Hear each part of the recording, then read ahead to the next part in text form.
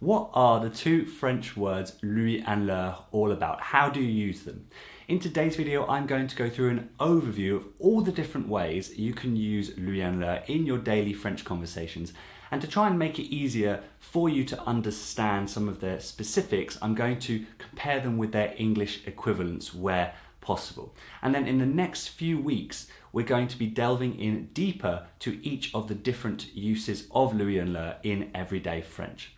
So make sure you're subscribed to the channel and click on that little bell notification so you don't miss any of the videos coming out in the next few weeks.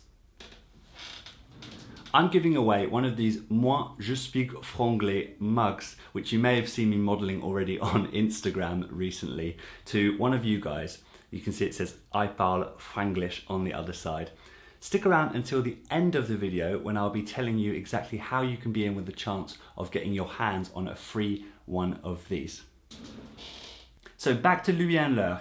If you think that this is all basic stuff and that you know all the uses, you might just find out something that you were missing, because there are some things we don't use until we're at least an intermediate or even an advanced speaker in realistic daily situations.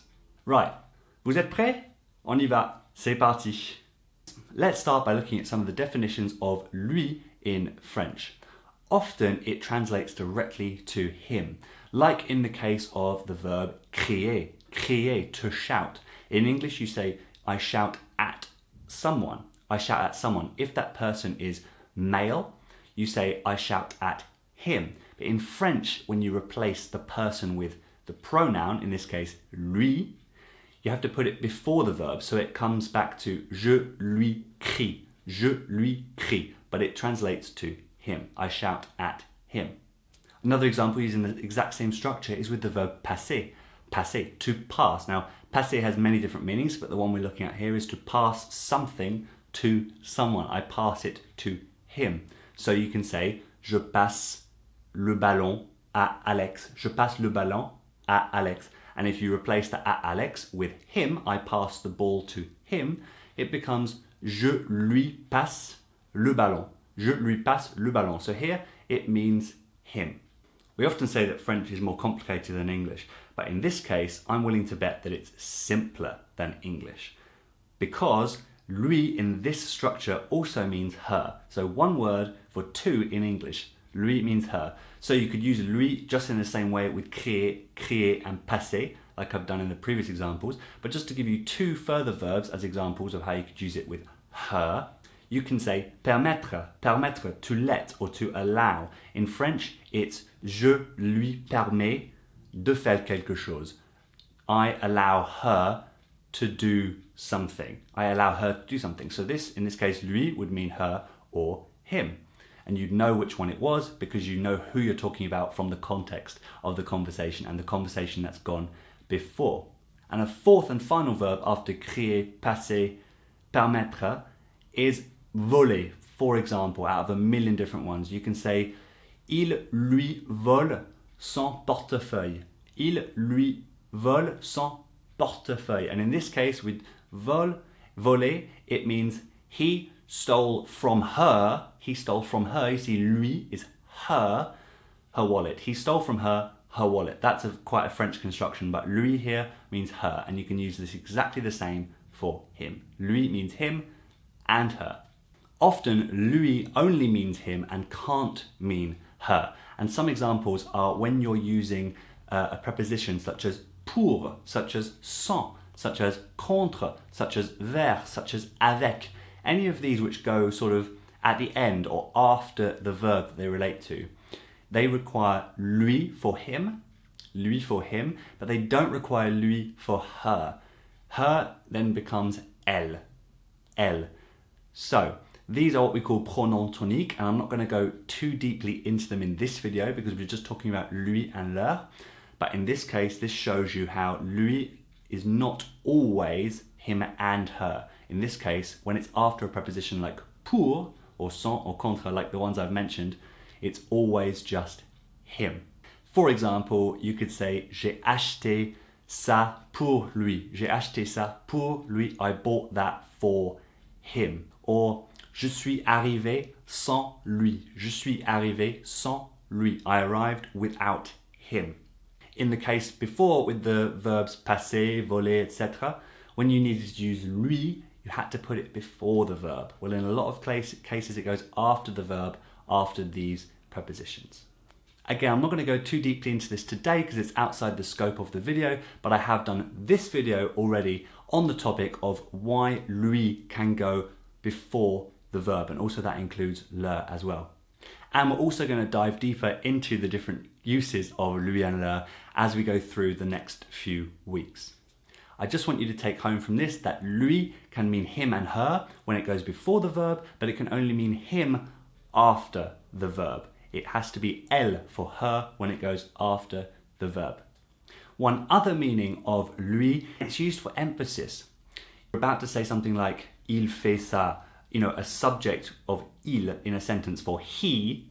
Right before you say he, you're going to say lui. Qu'est-ce qu'il fait pour le travail? Qu'est-ce qu'il fait pour le travail? And you answer, lui, il est architecte. Lui, il est architecte, for example.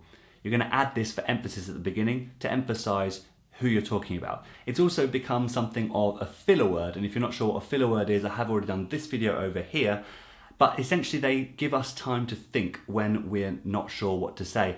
And over time this builds up to just sort of a lazy habit. Just something like when we're saying or when we're not sure what to say. You sort of say lui, il est architecte. Lui, il est architecte, essentially. And the same thing happens with moi, toi, vous, nous at the start of sentences. Lui, so this is one other meaning it has in French, and it's less able to be translated to English because we don't really do that. We don't really go him, he's an architect. But in French they do it a hell of a lot. So if you start doing this, you're going to be speaking really, really like a French person in no time. So what about leur? L-E-U-R, leur. Well, this often translates to them in English. And just like lui, it can mean the masculine and the feminine. So in the singular case, it's going to be him and her. And in plural in English, it's just going to be them. We don't have two words for that. We just say them. Well, the same as in French. Leur translates to them. When it goes before a verb, this is exactly what it means. So think of all the verbs we listed before. Crier, passer, voler, and permettre.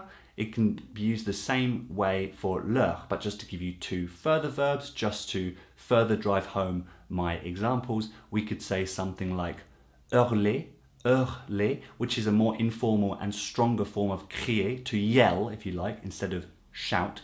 You can say elle leur hurle, if you like. She's screaming at them. Perhaps her kids have done something terrible. She's screaming at them, and those kids could be male or female. Now, so far we've covered lui and leur being pronouns, which are things which replace nouns, like we don't want to repeat the name of the person, or sometimes even longer examples than that. So we just tidy it up and put it into a nice compact little word called a pronoun. But here, leur can also be what we call a possessive article. Now, you know what articles are because the French use them all the time. Le, la, les, un, une, du, des, de la, all different kinds of articles.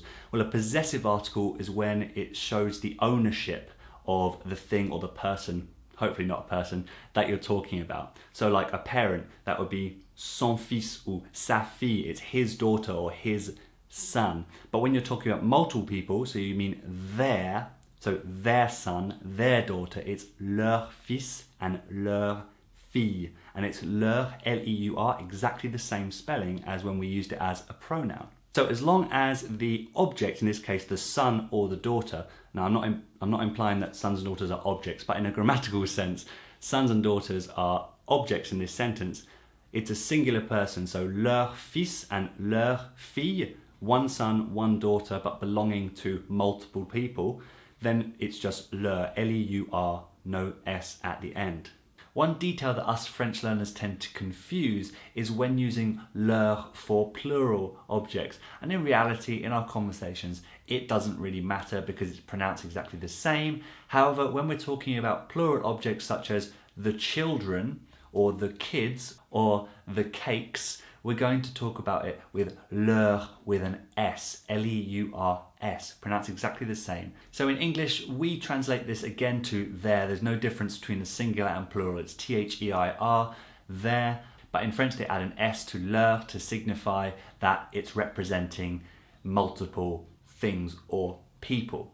So for example, we can say les gens ont donné leur opinion. Les gens ont donné leur opinion. The people have given their opinions. It's plural opinions, so you need leur with an S. And this is another use of leur to mean their in English. A more advanced use of leur is in conjunction with the articles le and la for masculine things and feminine things. And know what you're thinking, oh my god, they're combining leur with le and leur with la. Can it get any more complicated?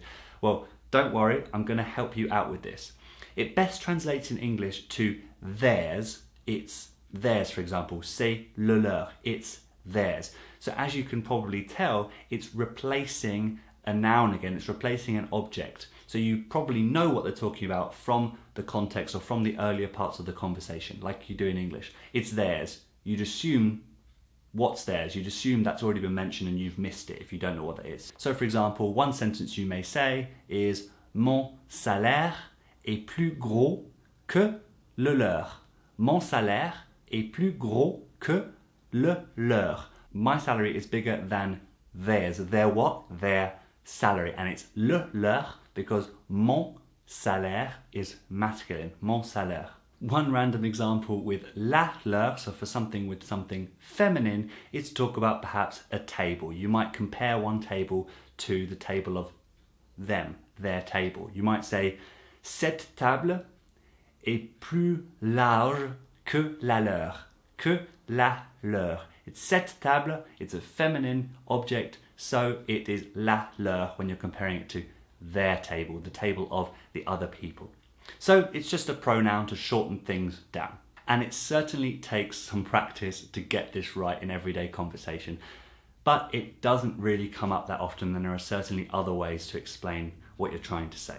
And so it shouldn't come as a surprise to you that seeing as for singular objects, we use le leur for masculine, la leur for feminine. What about plural objects? Well, of course we say les leurs, les leurs, and we add that extra S again to leur, les leurs. So for example, maybe you're a sandwich seller and you say mes sandwichs sont meilleurs que les leurs. Mes sandwichs sont meilleurs que les leurs.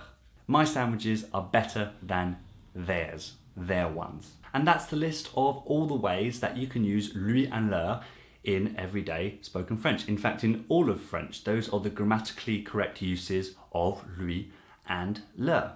If these are quite confusing, and I don't blame you if that's what you think, one thing that helps me just accept and get less frustrated with that is to think of them as not two words, or three words if you count LEUR with an S, with many meanings. Just think of them as all separate words that happen to be spelled the same way, and they all have one meaning each. That helps me just accept it and say, cool, I've just got to learn it, I'll live with it. Just getting rid of that frustration helps you make more progress, and I hope that's the same way for you.